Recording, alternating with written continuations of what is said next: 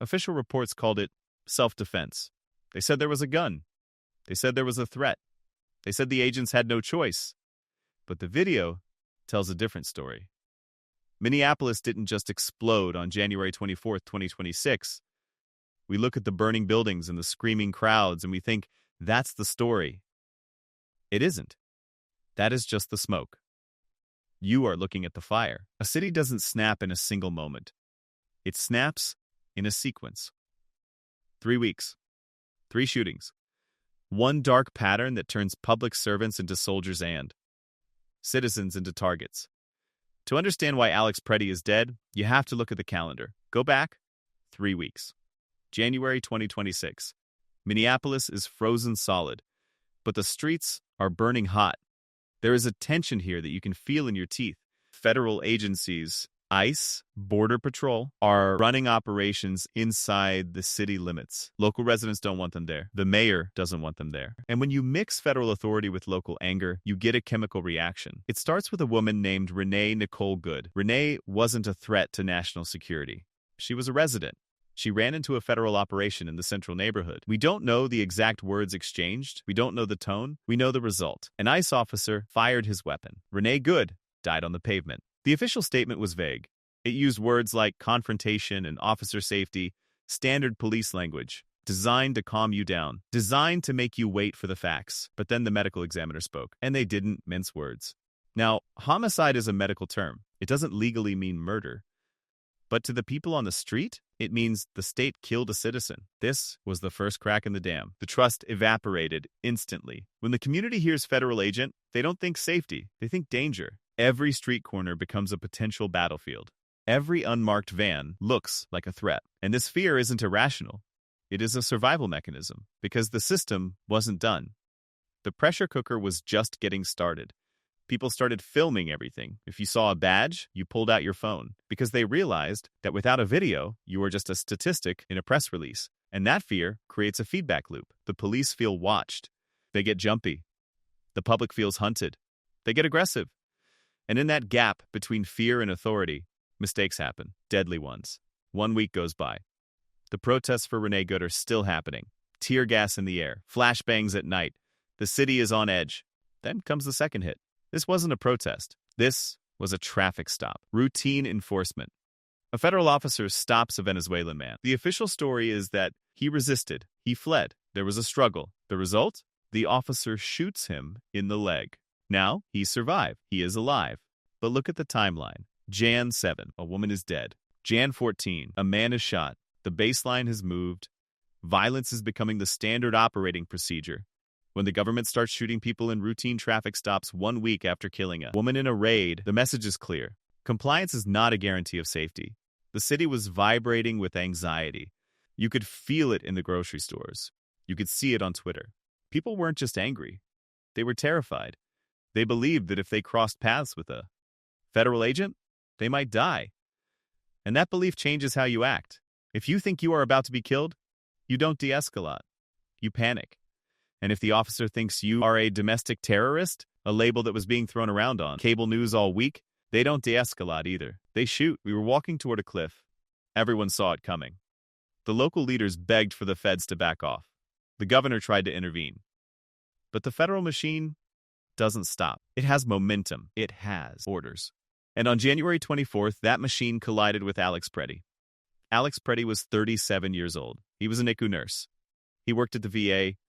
He spent his days saving lives. He knew what trauma looked like. He knew what death looked like. He was a U.S. citizen.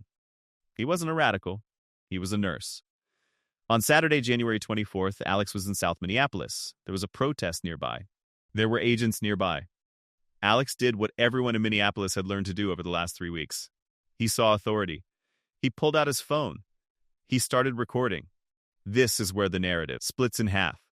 Multiple videos show Alex standing there, phone in hand. He is documenting. He is witnessing. Then, the agents move in. Chemical spray hits him. He goes down. He is tackled, pinned to the frozen ground. And then, shots fired. Alex Pretti dies right there on the street. Now, listen to what the Department of Homeland Security said. They released a statement almost immediately. They claimed Alex Pretti had a gun. They claimed he threatened them.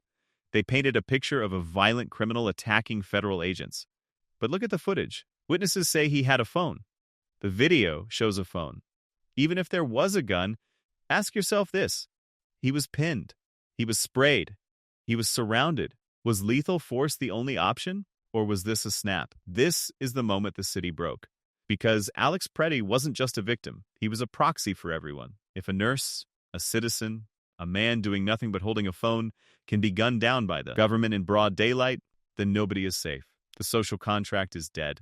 That evening, the official narrative crumbled. The internet did what the internet does. It dissected every frame. They synced the audio. You hear agents screaming about a gun after he is already on the ground. After the chaos has peaked. Was it a hallucination?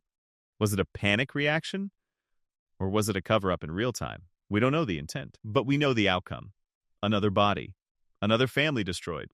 And a city that has absolutely zero trust left in the people carrying the badges. How does this happen? How do trained agents, equipped with non-lethal tools, backed by billions of dollars of training, end up shooting a nurse? It isn't an accident. It is a system. We call it the escalation loop. It works like a microphone feedback squeal. It gets louder and louder until it bursts your eardrums. Step 1. The trigger. A raid. A stop. A protest. Something happens that draws attention. Step 2. Visibility. The phones come out. The live streams start. The world is watching. This raises the stakes for the agents. They feel cornered. Step 3. Force posture. To regain control, they go hard. Pepper spray. Shoving. Loud. Commands. They try to dominate the space. Step 4. The crowd reaction. The crowd doesn't scatter. They get angry. They surge forward. They scream. This confirms the agent's bias that the crowd is a threat. Step 5. Threat perception spike. This is the danger zone. Your brain stops thinking. Adrenaline dumps into your system. Time distorts. A cell phone looks like a Glock. A shout looks like an attack. Step 6. The snap. The trigger is pulled. Step 7. The narrative war. The agency protects itself. They release the suspect narrative. They demonize the victim to justify the error. Step 8. Trust collapse. The public sees the lie. They get angrier. The next interaction starts at a higher level of heat. Minneapolis went through this loop 3 times in 3 weeks. Round and round. Faster and faster. Renee Good was the first loop. The Venezuelan man was the second. Alex Pretti was the third. By the time they got to Alex, the agents were primed for war. They weren't seeing a nurse. They were seeing an enemy combatant. Psychologists call it threat perception bias. When you are stressed, when you are scared, and when you have been told that the people outside are terrorists, you see threats that aren't there. You see a weapon in a black rectangle. You see murder in a shout, and you kill. This is the dark pattern of modern policing in public spaces. It is a machine designed to escalate. And until we break the loop, it will keep eating people. So, where are we now? We are in the fog of war. But this isn't a war of bullets anymore. It is a war of evidence. Right now, as you watch this, there is a fight happening over the hard drives. Local officials want the footage. The state of Minnesota wants the answers. But the federal agencies, they are circling the wagons. They know that the video is the judge, jury, and executioner of their narrative. If that video proves Alex Pretti held only a phone, the entire Department of Homeland Security has a crisis on its hands. They are delaying. They are redacting. They are investigating. We have seen this playbook before. They hope you get bored. They hope you click on the next video. They hope the outrage fades into background noise.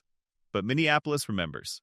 This is a city that knows what happens when you let a lie stand. Alex Pretti's family deserves the truth. Renee Nicole Good's family deserves the truth.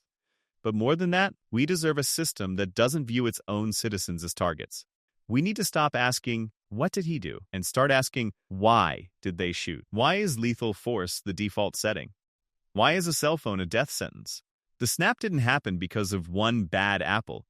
It happened because the system is rotten. It happened because we built a pressure cooker, turned up the heat, and acted surprised when it exploded. Do not look away. Do not let them bury the footage. Keep watching, keep sharing, keep the pressure on. Because if we let this slide, if we accept he had a gun when our eyes see a phone, then the next snap isn't a possibility. It is a guarantee.